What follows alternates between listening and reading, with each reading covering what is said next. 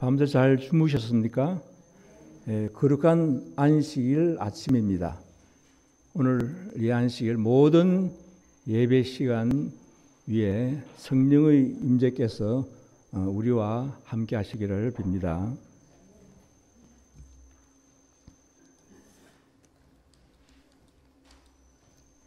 오늘 말씀의 제목은 나의 품성과 신의 성품이라고 하는 제목으로 말씀을 상고해 보겠습니다.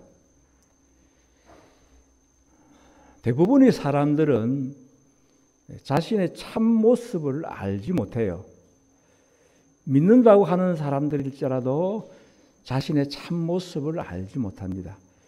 자, 그런 상태에서 우리가 신의 성품에 참여하는 것은 불가능합니다. 그래서 나의 참 모습을 알고 나의 참 성품의 모든 모습 면면들을 알고 거기서 우리는 신의 성품을 추구할 수 있습니다. 베드로후서 1장 4절에 보면은 그 보배롭고 지극히 큰 약속을 우리에게 주사 너희로 정욕을 인하여 세상에서 썩어질 것을 피하여 신의 성품에 참여하는 자가 되게 하려 하셨으니, 정욕을 인하여 세상에서 썩어질 것, 이것이 본래 우리의 품성이에요. 그 결국은 사망입니다. 자, 그래서 그것을 피하여 신의 성품에 참여하는 자, 신의 성품이라야 영생에 들어갈 수가 있습니다. 현재의 우리의 품성으로서는, 흠과 점 많은 품성으로서는 영생을 얻을 수가 없습니다. 영원히 사는데요. 우리는 100년도 못 사는 세상에서 많은 문제를 일으킵니다. 우리의 품성으로 인하여 서로 다투고 어려운 일들이 참 많이 일어나요. 그런데 어떻게 그런 성품으로 영생을 누릴 수 있겠습니까? 신의 성품이라야만 가능합니다. 그래서 나 자신을 알라. 소크라테스가 뭐라 그랬습니까? 너 자신을 알라 그랬어요. 소크라테스는 모든 인생들을 향해서 너 자신을 알라라고 하는 명언을 남겼습니다. 그러나 저는 지금 이 시간에 모든 인생들을 향하여 말씀드리는 게 아니에요. 우리에게, 나와 우리에게. 그래서 나 자신을 알자. 우리 스스로를 알자. 그래서 나 자신을 알라라고 하는 말씀을 드립니다. 고린도서 13장 5절에 너희는 믿음 안에 있는가 너희 자신을 시험하고 너희 자신을 확증하라. 예수 그리스도께서 너희 안에 계신 줄을 너희가 스스로 알지 못하느냐? 그렇지 않으면 너희는 버림받은 자니라. 너희는 믿음 안에 있는가? 자, 그리고 믿음 안에 있는지 없는지를 무엇으로 증명하느냐? 너희 안에 예수 그리스도가 계시느냐? 믿노라 하면서도 그리스도가 내 속에 없다면 그것은 믿음이 아니라는 거예요. 그래서 그것을 늘 나의 마음속에 주님이 계신지 아닌지를 시험하고 확정하라는 거예요. 우리 이런 시험 해보셨습니까? 우리는 남은 잘 보는데 자신은 참 몰라요. 자신의 모습을 알려고 하지도 않습니다. 어떻게 알 수 있습니까? 자신의 모습을 알려면 말씀을 읽어야 합니다. 성령의 음성을 들어야 해요. 그 믿음이 옳은지 아닌지는 남에게 어떤 모습으로 나아가는지를 통하여 그가 그리스도와 함께 하는지 아닌지를 남들은 분별할 수 있어요. 그래서 그의 열매를 보라고 하셨습니다. 내 속에 그리스도가 없다면 너희는 버림받은 자니라. 무서운 말씀이죠. 믿음은 내 속에 그리스도가 있느냐 없느냐로서 판정이 됩니다. 화이트우드 1890년도 말씀에 자신의 영혼의 주의를 기울일 시간을 갖지 않은 사람들, 자신들이 하나님의 사랑 안에 있는지 어떤지를 매일 점검해 볼 시간을 내지 않는 사람들, 빛의 통로에다 자신들을 둘 시간을 갖지 않는 사람들은 사단의 암시에 관심을 가질 시간을 낼 것이요, 결국 사단의 괴해에 휘말려 들고 말 것이다. 자, 한 영혼이 진리 안에, 구원 안에 있는 것 사탄은 싫어합니다. 그러므로 어떻게 하든지 그 영혼을 미혹하려고 사단은 우는 사자같이 택한 자를, 삼킬 자를 찾는다고 했습니다.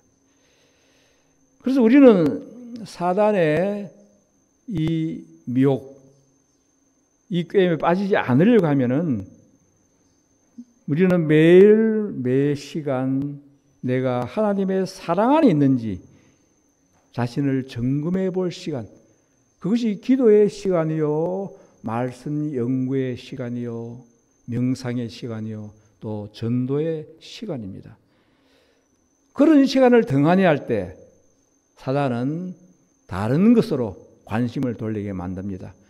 그것이 TV를 보는 시간, 또 스마트폰, 컴퓨터 안에 있는 여러 가지 잡다한 것들을 보는 시간에 마음을 뺏기게 될 때,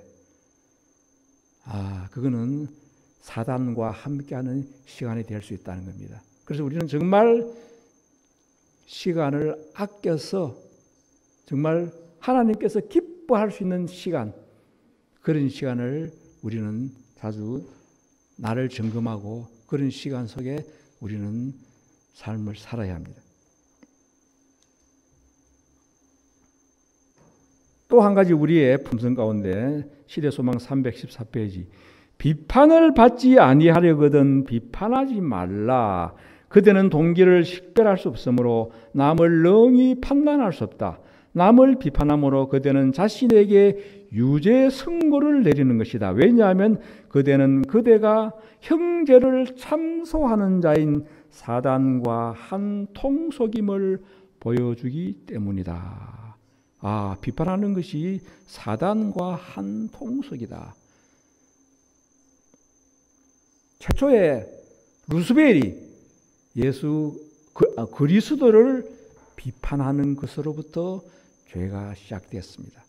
예수를 깎아내리고 자기가 그 자리에 들어서려 가는 그것으로부터 죄가 시작된 것이에요. 자, 우리는 겉모습은 남이 더 잘 봐요. 그렇죠? 저는 제 얼굴 못 봅니다. 그걸 봐야 제가 알 수 있어요. 얼굴에 뭐가 묻어도 저는 보지 못해요. 제가 제 등을 볼 수 있습니까? 못 봐요. 등에 뭐가 묻어 있어도 여러분들이 묻었다고 말해줘야 돼요. 한 번은 길을 가는데 뒤에서 어느 할머니가 아저씨 바지가 양말에 끼었어요. 그래 보니까 바지에 양말이 끼어 아주 모습이 흉한 거예요. 그걸 모르고 저는 계속 걸어 다녔던 거예요. 머리만 숙이면 볼 수 있어요. 저는 제 앞모습은 볼 수 있는데 그것도 머리를 숙여야 봅니다. 머리를 숙인다는 것은 겸손이에요. 겸손해야 자신의 앞모습도 볼 수 있습니다. 고개를 쳐들고 하늘만 바라보면 내 앞모습도 몰라요. 그러므로 내 겉모습은 다른 사람들의 겉면이 아주 필요합니다. 그렇죠? 다른 사람의 겉면 들어야 돼요. 다른 사람들이 더 잘 보니까.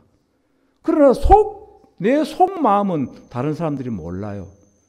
그것은 나만이 알고 나보다 더 잘 아시는 분이 하나님이시고 성령 하나님께서 우리를 가르쳐주는, 너 속이 이렇다는 것을 가르쳐주는 거예요. 그런데 남의 속도 모르면서 남을 비판한다고 하는 것은 사탄과 한 통속이라고 하는 것을 말해주고 있다는 거예요. 누가복음 18장 11절에 바리새인은 서서 따로 기도하며 이르되 하나님이여 나는 다른 사람들 곧 토색, 불의, 간음을 하는 자들과 같지 아니하고 이 세리와도 같지 아니함을 감사하나이다. 자, 이 바리새인은 참 정직하게 살고 있어요.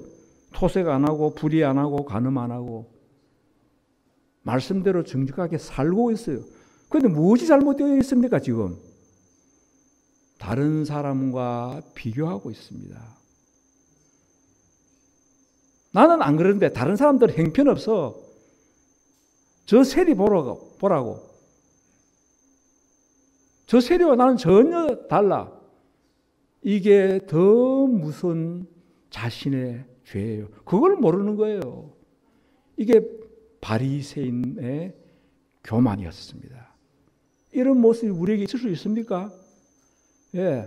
아, 나는 이걸 아는데 다른 사람들은 몰라. 이 진리를 몰라. 다 잘못되었어. 모르는지 안 모르는지 어떻게 합니까? 그 속마음을. 루스벨의 정신입니다.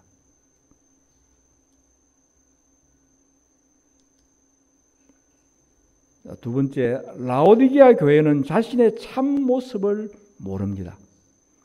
계시록 3장 17, 18, 22절에는 너가 말하기를 나는 부자라 부유하여 부족한 것이 없다나 너 곤고한 것과 가련한 것과 가난한 것과 눈먼 것과 벌거벗은 것을 알지 못하도다. 내가 너를 권하노니 내게서 불로 연단한 금을 사서 부요하게 하고 흰옷을 사서 입어 벌거벗은 수치를 보이지 않게 하고 안약을 사서 눈에 발라 보게 하라.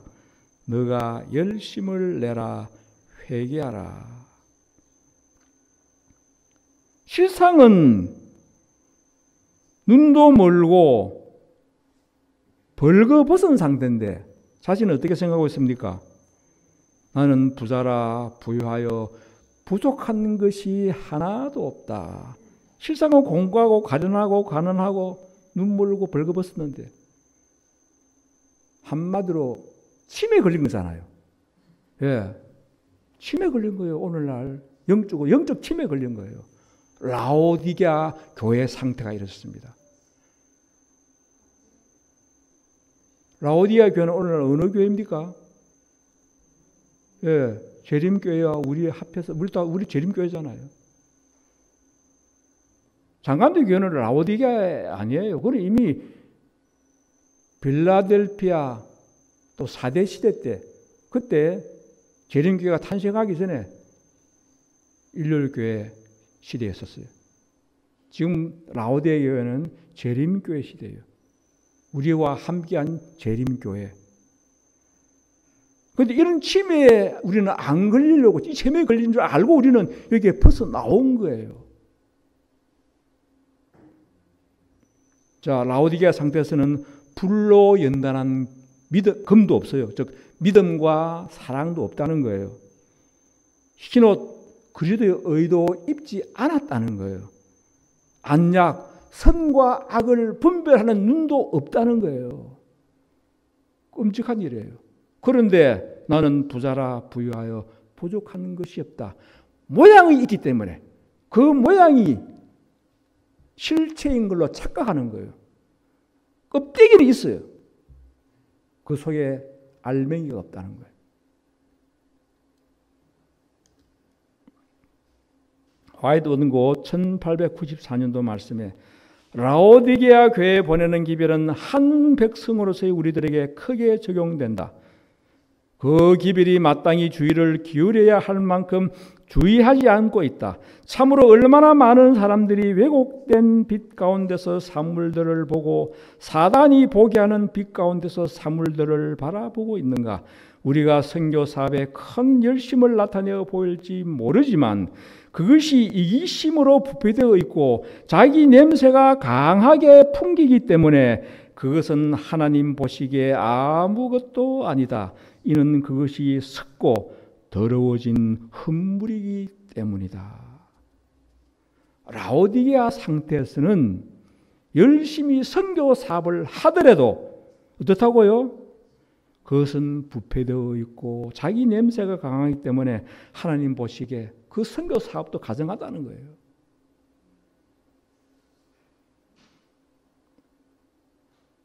씨 뿌림과 추수라고 하는 두 가지 선교 사업이 있습니다.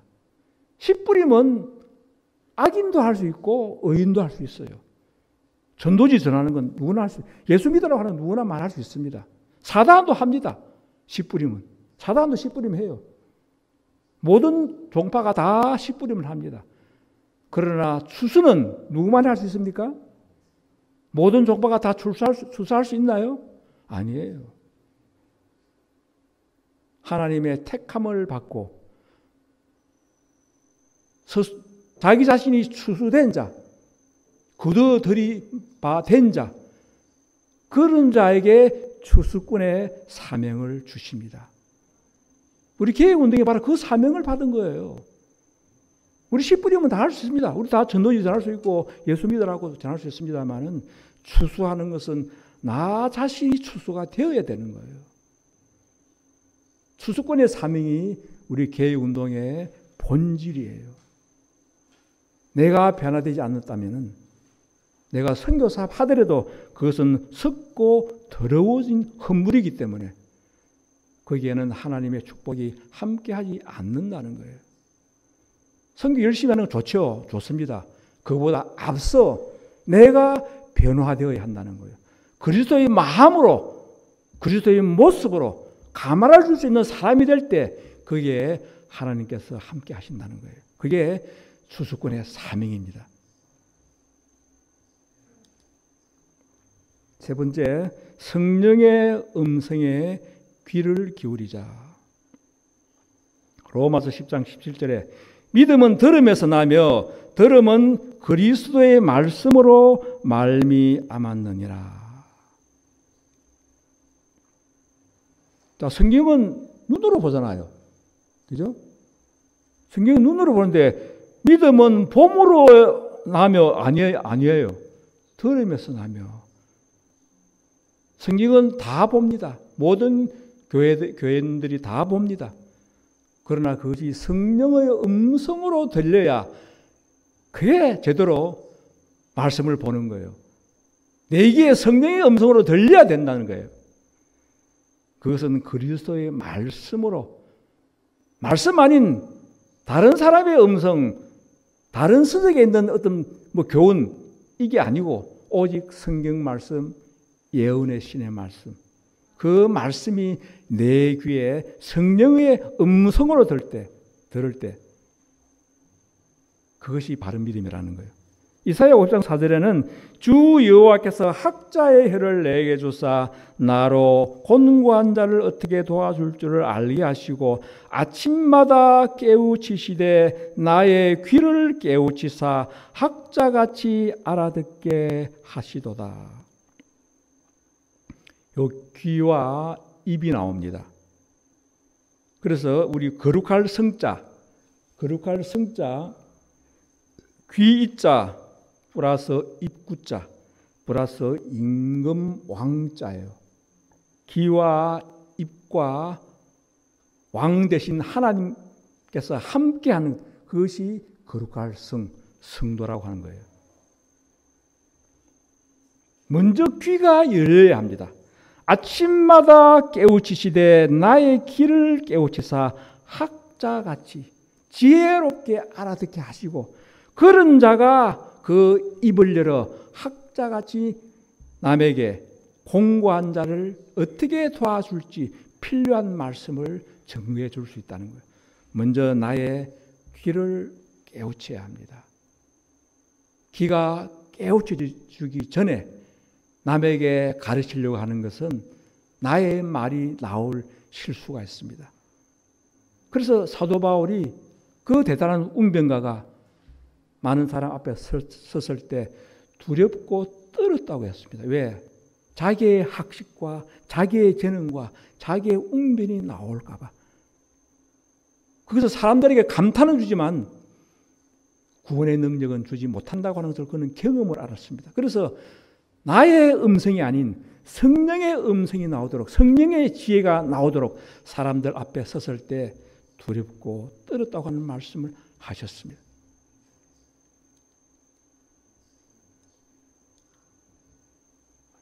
시대소망 363페이지에 예수께서는 당신의 인생이 신성과 인성을 연결시킬 하늘의 전류로 충전되기까지는 하나님의 보좌를 향하여 탄원하셨다. 예수께서는 끊임없는 교통을 통하여 하나님에게서 생명을 받으셨는데 이는 그가 세상에 생명을 주시기 위함이었다. 예수의 경험은 우리의 경험이 되어야 한다. 그분은 하늘의 모든 권능을 버려두고 우리의 인성을 취하셨습니다. 그리고 그는 끊임없이 하나님께 탄원의 기도를 올리며 그는 하나님의 능력을 붙드셨습니다. 그리고 그것을 나누어 주셨습니다. 그 예수의 경험은 우리의 경험이 되어야 한다는 것입니다. 우리는 끊임없이 하늘을 통하여 남에게 나누어 줄 것을 우리는 구하고 취하고 성령의 음성으로 증거하도록 예수님의 모습을 담도록 우리는 기도해야 합니다. 그래서 고린도전서 2장 16절에 누가 주의 마음을 알아서 주를 가르치겠느냐? 그러나 우리가 그리스도의 마음을 가졌느니라. 그리스도의 마음을 가진 자만이 그리스도를, 주를, 진리를 가르칠 수 있다는 거예요. 사단의 마음으로 진리를 가르치려고 하면 거기에 오류가 섞여 있고 설득력이 없고 나쁜 가마가 섞여 있습니다. 우리는 남을 가르치기 전에, 진리를 증거하기 전에 내가 예수의 마음을 가졌는지 먼저 자신을 살필 필요가 있습니다. 예수의 마음을 가졌는지 아닌지는 남이 알아요. 그죠? 그 사람의 사랑과 온유와 겸손이 있는지 보여요. 그런 경험이 우리에게 참으로 필요합니다. 4번에 참 목자의 음성과 다른 영의 음성. 요한복음 10장 17절에 내 양은 내 음성을 들으며 나는 저희를 알며 저희는 나를 따르느니라. 자, 예수님은 어린 양으로 비유했습니다. 양의 특징 가운데 양은 눈이 아주 어두워요. 저도 눈이 굉장히 어둡습니다. 제가 시각장애 6급이에요. 그런데 양은 보니까 저보다 눈이 더 어둡더라고요. 1m 앞에 와야 주인을 알아봅니다. 1m 앞에 와야. 1m만 벗어나면 주인인지 남인지 분간 못해요. 그런데 귀는 아주 밝습니다. 귀는 밝아요.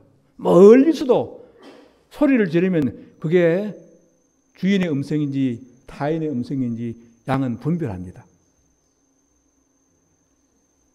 이 예수님을, 이 양을 예수님의 상징으로 한 것은 우리 다 어린 양의 상징이잖아요. 너는 귀로 듣고, 그러면 양은 어떻게 주인의 음성을 알아듣습니까? 평소에 주인의 음성을 들어왔기 때문에. 우리가 평소에 성령의 음성을 들어온 자들은 이게 오류다 진리다 분별할 수 있어요. 그렇죠?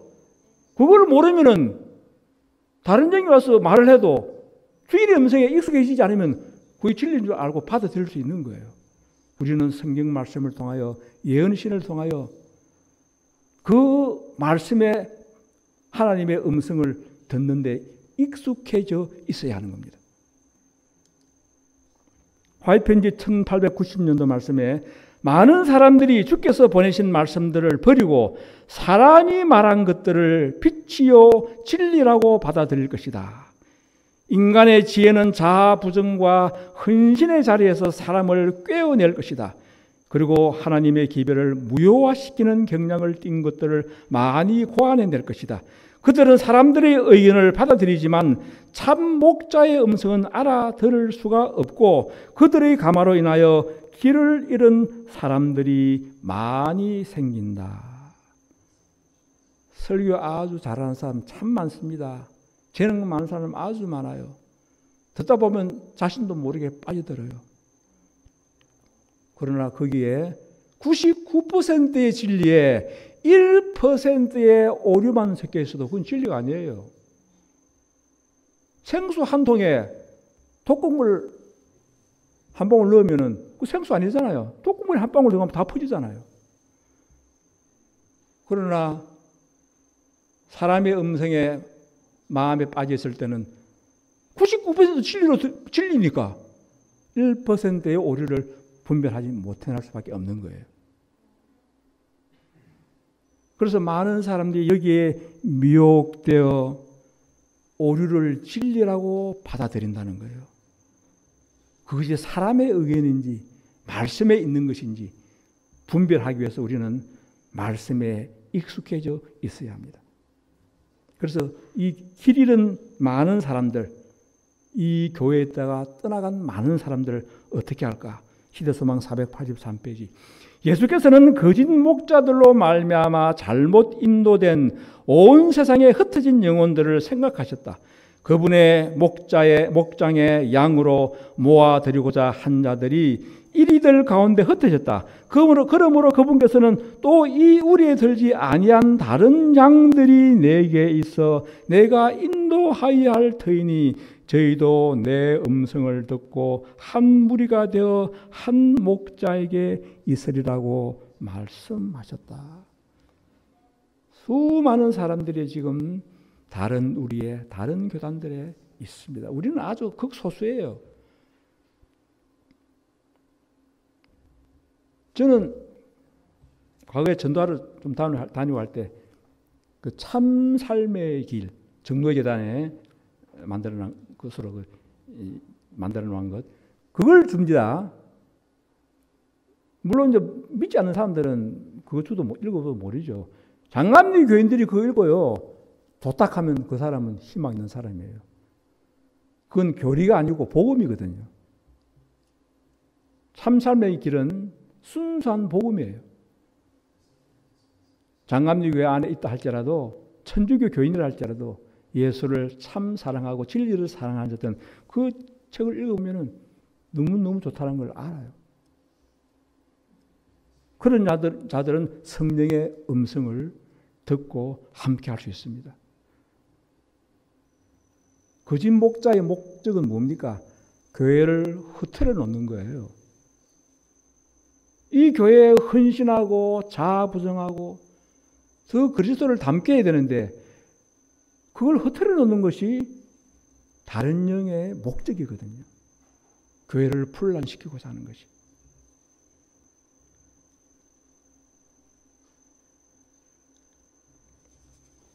요한복음 17장 22절 내게 주신 영광을 내가 저희에게 주었사오니 이는 우리가 하나가 된 것 같이 저희도 하나가 되게 하려 함이니이다.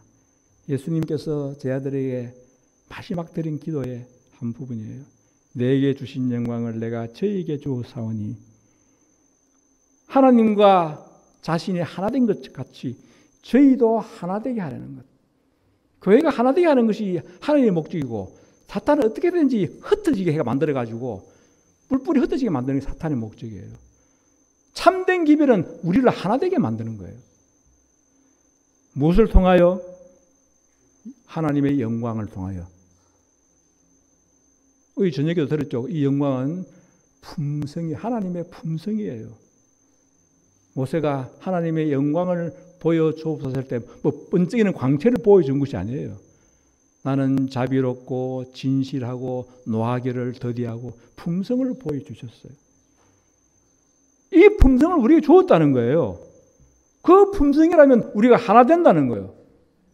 그 품성이 안 되었기 때문에 우리는 아직 하나가 되지 아니하고 또 다른 영이 들어와서 이슬을 가지고 자꾸만 떠나라 나가라 형제를 갈라놓는 거예요. 계시록 18장 4절에 또 내가 들으니 하늘로서 다른 음성이 나서 가로되 내 백성아 거기서 나와 그의 죄에 참여하지 말고 그의 받을 재앙들을 받지 말라. 자, 거기서 이 킹제임스에는 그녀에게서 나와. 그녀 여자잖아. 여자는 교회를 말하잖아요. 그 교회에서 나와. 이 누가 하는 말입니까? 18장 4절. 우리는 18장 1절로 우리 탄생한 교회예요. 이 1절, 2절, 3절까지 이어가면서 절정에 이를 때 하늘로서 다른 음성이 성령의 권능이 부어지는 걸 말하는 거예요. 이 땅의 음성이 아니에요. 하늘로서 권능이 부어지는. 그래서 하늘로서 다른 음성. 이제 더 이상 인간의 음성이 아니고 성령의 음성이라는 거예요. 그래서 다른 음성이라고 묘사한 거예요. 그런데 오늘날 인간의 음성 가지고 다른 음성이 나는 그런 소리들이 나오고 있습니다. 그건 아니에요. 그런데 내 백성아, 어디를 향하여 내 백성이라 그랬습니까? 어디를 향해서? 바벨론 세상 교회를 향했어. 아, 거기에도 내 백성이 있구나. 그러면 내 백성이라 하는 기준이 뭡니까? 교리도 틀리고, 먹는 음식, 건강계획도 안 돼 있고, 안식일도 틀리고, 그런데 내 백성 했단 말이에요.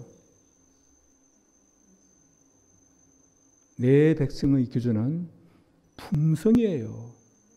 진리를 몰라서 인류를 지키고, 가르쳐주는 자가 없어서 아직도 건강개혁 못하고, 그렇지만 예수를 닮으려고 하는 성경을 읽으면서 노력하는 그 자들이 바로 내 백성이라는 거예요.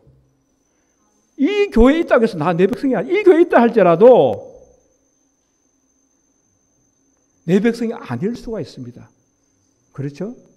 성령의 음성에 귀 기울이지 아니하고 세상에 속해 있거나 다른 음성에 귀 기울이거나 사람의 가르침을 더 좋아하거나 아니면 내 백성이 아닌 거예요.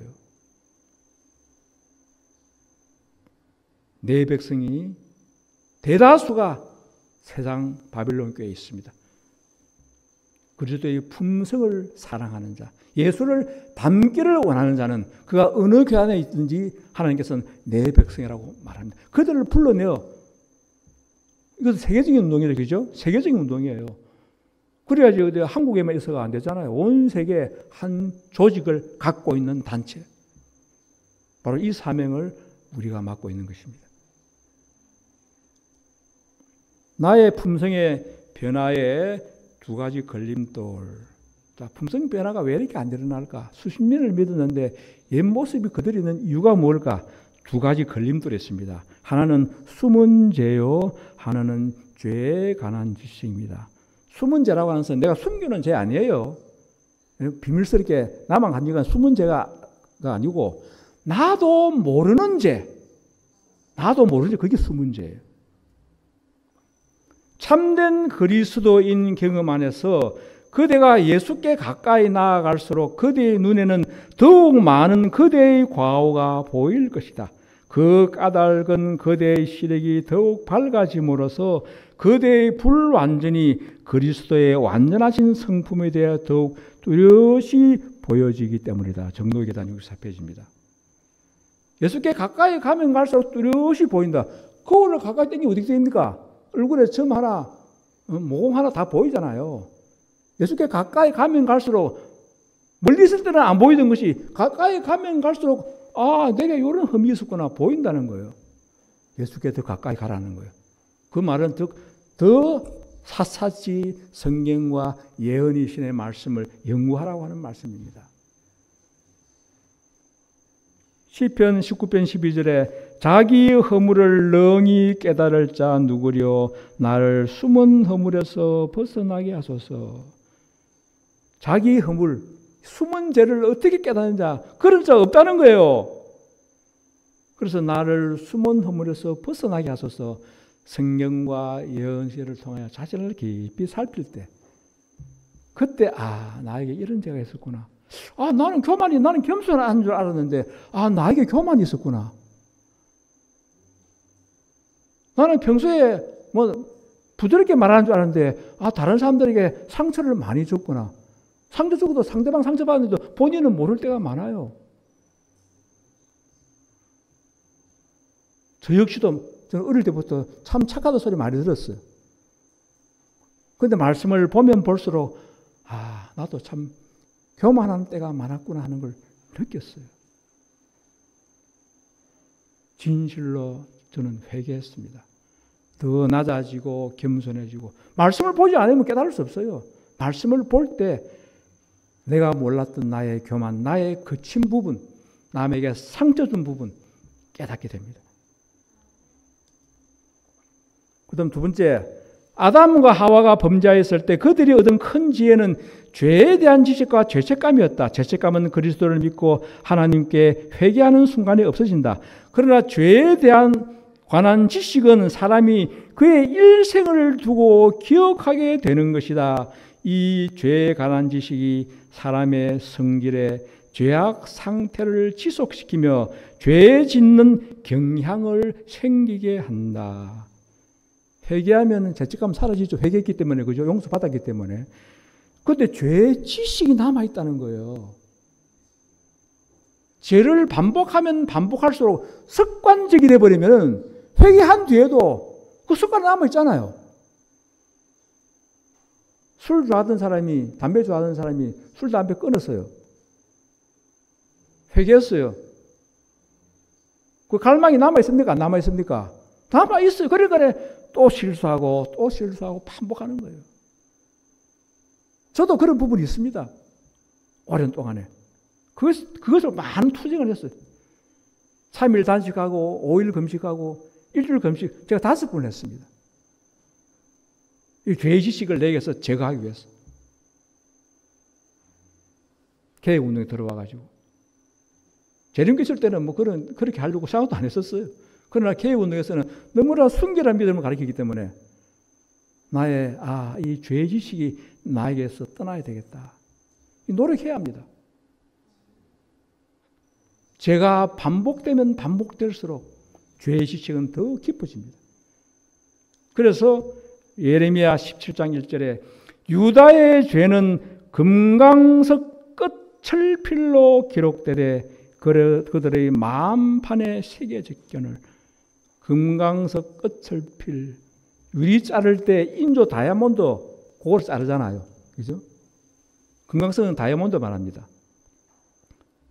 그럼 그만큼 깊이 새겨졌다는 거예요. 지울 수가 없다는 거예요.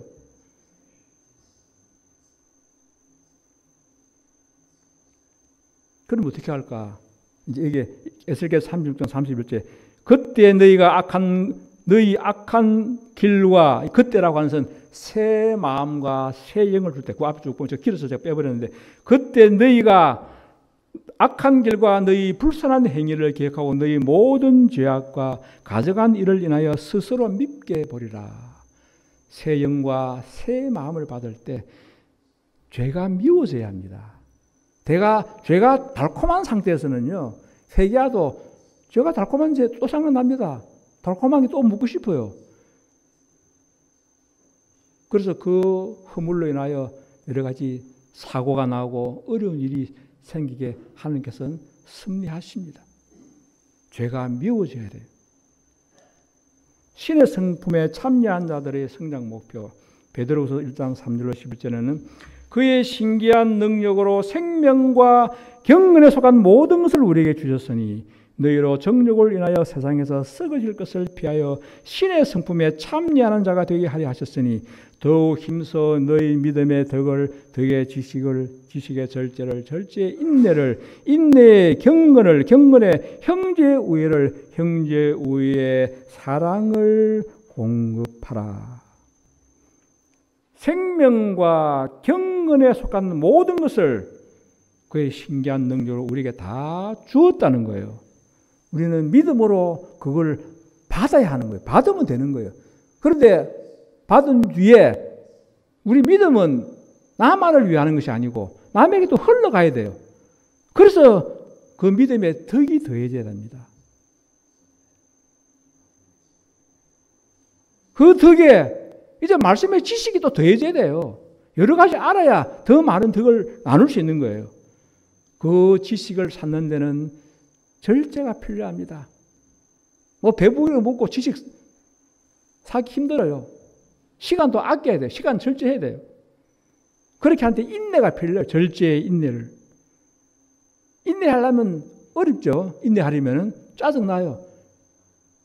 짜증나는 인내는 인내가 아니에요. 그래서 인내의 경건을, 그 경건의 형제의 우애, 거기에 사랑이 더 공급된다는 거예요. 이런 성장의 계단을, 이것은 한 계단을 밟지만은 다 함께 자라나고 있어야 되는 거예요. 화이편지 1895년도 신의 성품에 참여한 자들이 됨으로써 도달할 수 있는 영생의 넓이와 길이와 높이와 깊이를 인간의 마음으로는 거의 깨달을 수가 없다. 매일 하나님께 굴복하고 순종하는 사람, 신의 성품에 참여하는 자가 되는 사람은 하나님의 계명을 지키는 데서 매일 기쁨을 발견한다. 왜냐하면 그는 하나님과 하나이기 때문이다. 자, 여기 보면은 영생의 넓이와 길이와 높이와 깊이, 전반적인 것을 우리에게 말해주고 있습니다. 자, 이제 실물 교훈을 봅시다. 그게. 자, 다이아몬드와 흑연과 석탄을 이제 실물 교훈으로 비교해 보았습니다. 자, 이 세 가지는 전혀 값어치가 다르죠. 다이아몬드하고 석탄하고 비교할 수 있습니까? 값어치가 전혀 달라요. 그런데 똑같이 탄소라는 동일한 원소를 갖고 있습니다. 다이아몬드는 뭐 특별한 원소가 아니에요. 석탄이나 다이아몬드 원소는 똑같다는 거예요. 그런데 하나는 다이아몬드 되고 하나는 석탄이 된 거예요. 자, 거기에 인쇄물 봅시다. 여기. 자, 보면은 모두 동일한 원소인 탄소로 만들어진 광물이다. 그들 사이의 차이는 탄소가 어떻게 배열되었느냐 뿐이다. 흑연은 탄소 원자가 평면 구조로 배열되어 있고 석탄은 탄소 원자가 제멋대로 얽히설키 배열되어 있는 반면에 다이아몬드는 4개의 탄소 원자가 정삼연체를 이루고 이 정삼연체가 수평으로 탄탄하게 짜여져 만들어진 것이다. 그런데 사실 석탄도 다이아몬드가 될 수 있었다. 탄소는 죽은 동물이나 식물이 땅속에서 분해되어 생기는 원소인데 1100도의 온도와 4500 헥타파스칼의 기압을 견디면 다이아몬드가 되는 것이고 이것을 견디지 못하면 그냥 석탄이 되고 마는 것이다. 자, 원자가 어떻게 구조되느냐에 따라서 거기에 아주 높은 고압과 아주 높은 기압이 전해지는데 그것을 견디면은 다이아몬드가 되고 안 그러면은 흑연도 될 수 있고 석탄도 될 수 있다는 거예요.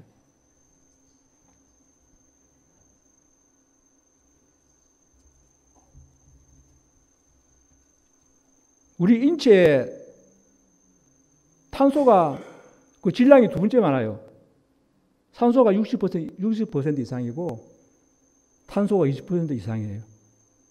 이제 개수로 따지면은 두 번째 수소가 더 많습니다. 물은 우리 몸의 70%가 물이잖아요. 물은 H2O거든요. H는 2개, 산소는 하는데 수소가 더 많은데 워낙 가볍기 때문에 질량으로 따지면은 산소가 첫째고 그다음에 두 번째가 탄소라는 거예요. 석탄은 결국 땔감 아닙니까? 땔감. 그죠? 다이아몬드가 되지 못하는 것은 땔감이 된다는 거예요. 우리의 품성도 다이아몬드가 되지 못하면 땔감이 된다는 거예요. 우리가 다이아몬드 같은 품성이 되려고 하면 하나님 살아가는데 모든 시련, 어려움, 그 기압과 고온을 견디낼 때 아름다운 보석이 된다는 거예요. 자, 그래서 에베소 3장 19절에 그 넓이와 길이와 높이와 깊이가 어떠함을 깨달아 하나님의 모든 충만하신 것으로 너희에게 충만하시기를 원하노라. 자비의 넓이, 인내의 길이, 사랑의 높이, 율법의 깊이, 이 모든 것을 알아야 된다는 거예요. 우리의 신앙은 모든 것을 포용해야 합니다. 사랑도 알고 율법도 알고 역사도 알고 예언도 알고 인내도 배우고 모든 것을 포용할 수 있는 자비도 배우고 그런 품성을 형성할 때는 여러 가지 많은 시련과 어려움이 있습니다. 그래서 로마서 8장 35절에 누가 우리를 그리스도의 사랑에서 끊으리요 환난이나 공고나 핍박이나 기근이나 적신이나 위험이나 칼이라 어떤 환난, 공고, 핍박, 어떤 시련도 그리스도 사랑에서 우리를 끊어낼 수 없고 우리는 견딘다는 거예요. 욥기 23장 10절에 그가 나를 단련하신 후에는 내가 정금같이 나오리라. 보석같이 나온다는 거예요. 그래서 우리에게 시련이 있고 예수 믿는데 왜 이래 어려움이 있을까? 나를 보석처럼 만들기 위해서 우리를 그렇게 훈련시키고 있는 거예요. 계시록 22장 18절 그 성은 정금인데 그 맑은 유리 같더라. 저는 정금인데 그냥 우리 노란 금인 줄 알았더니 그게 아니고 맑은 유리 같더라. 아마 다이아몬드 같은 그런 모습이겠죠. 맑은 유리라니까 정금이니까. 이사야 13장 12절에 내가 사람을 정금보다 희소하게 하며 인생을 오빌의 금보다 희게 하리로다. 이 말은 이 환난과 시련 속에서 보석처럼 아름다운 품성을 형성해 나가는 자가 힘이 적다는 것을 말해주고 있습니다. 자, 7번에 마지막 기름 부음을 받을 자들. 베드로전서 2장 9절 오직 너희는 택하신 족속이요 왕같은 제사장들이요 거룩한 나라요 그의 소유된 백성이니 이는 너희를 어두운 데서 불러내어 그의 기이한 빛에 들어가게 하신 자의 아름다운 덕을 선전하게 하려 하심이라. 자, 기름 부음은 왕들, 제사장들, 선지자들에게 특별한 자들에게 부어주는데 너희는 왕같은 제사장들이요 너희는 기름 부음을 받을 대상자라고 하는 것을 이렇게 말해주고 있습니다. 요일 2장 27절에 너희는 주께 받은 바 기름 부음이 너희 안에 거하나니 아무도 너희를 가르칠 필요가 없고 오직 기름 부음이 모든 것을 너희에게 가르치며 또 참되고 거짓이 없으니. 기름 부음 성령의 부으심입니다. 성령의 부으심은 더 이상 사람의 가르침이 필요가 없다는 거예요. 이것은 교만을 가르치는 게 아니에요. 물론 이제 초보 초신자 때는 여러 교사들이 사람의 교사가 필요합니다만은 이제 성령과 직접 교통하는 그 믿음에 들어갔을 때는 성령을 통하여 배우라는 거예요. 그래서 사람의 음성에 그걸 통하여 배우라는 것은 초보 단계고. 목사와 사역자 1892년도 말씀에 많은 사람들이 그리스도와 이 시대를 위한 고귀하고 성화시키는 진리보다는 오히려 사람들의 지혜를 더욱 신뢰하는 찬양의 소리가 들려왔다. 그들은 무엇이 빛이고 무엇이 진리인지를 이해할 수 있도록 하늘로부터 기름 부음을 받을 필요가 있다. 사단은 처음에는 진리를 못 듣게 만들어요. 그러나 어떻게 해든 진리를 듣습니다. 그러면 진리를 왜곡시키기 위해서 오리를 집어넣어서 사람들을 통하여 잘못 해석하게 만듭니다. 그게 오늘날의 모습이에요. 많은 오리들이 나오고 있습니다. 복음 사역자 509페이지 가장 헌신한 제자가 가장 능률적인 사람이다. 하늘의 천사들은 자기를 높이려고 하지 아니하고 영혼을 구원하고자 힘쓰는 자와 협력할 수 있다. 그는 그의 사명을 위하여 기름 부음을 받았으므로 많은 학식 있는 자들과 지적 지혜가 뛰어난 자들이 실패하는 곳에서 성공을 보게 된다. 예수님께서는 왜 12제자를 택할 때 불악, 무식한 어부들, 죄 많은 세리들을 택했을까요? 이 땅에 와서 거대한 사업을 하려고 하시는데 이왕이면 학식 있고 유망하고 재능 있고 그런 사람 택하면 더 잘 되잖아요. 그것이 우리 인간의 일반적인 상식이에요. 그런데 전혀 아닌 사람들 택해서 배우지 못한 어부들 택했고 죄 많은 세리들을 제자로 삼으셨어요. 하나님은 인간의 학설, 인간의 재능 그게 의미가 없다는 거예요. 모세가 대단한 사람이었죠. 그죠? 40년 동안 왕자로서 대단한 학식가였고 대단한 재변가였습니다. 그러나 그가 살인을 저지르고 도망갔을 때 미디안 광야로 40년 동안 거기서 양만 치게 만들었어요. 그의 재능, 그의 학식 다 까먹었습니다. 입이 뻣뻣했어요. 그때 모세를 불렀습니다. 오직 하나님 성령의 음성이 그와 함께하는 것은 내가 죽고 나의 모든 것이 다 없어졌을 때, 그런 자를 통해서 신의 능력이 나타났을 때 더없이 하나님의 영광이 드러납니다. 언변이 있고 학 있는 자가 가르치면 그 사람이 재능인 줄 착각할 수 있으니까, 전혀 그렇지 않은 사람을 택해서 복음을 전가할 때 하나님의 영광이 더 크게 드러나는 거예요.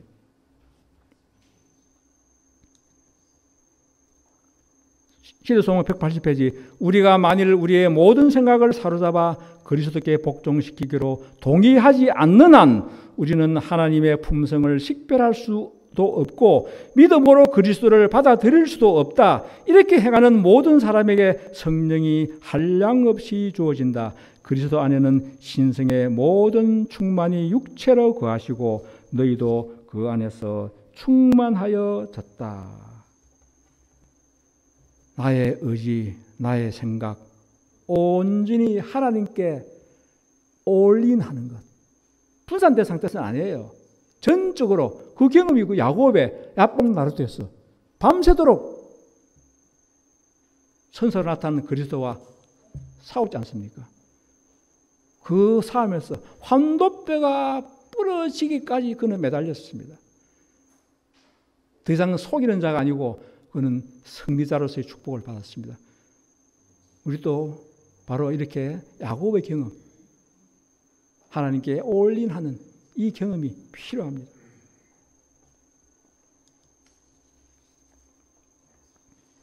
화이트 원고 1903년도 하나님의 성령께서 개입하시고 하나님의 율법에 일치함으로써 인간은 신의 성품에 참여하는 자가 된다.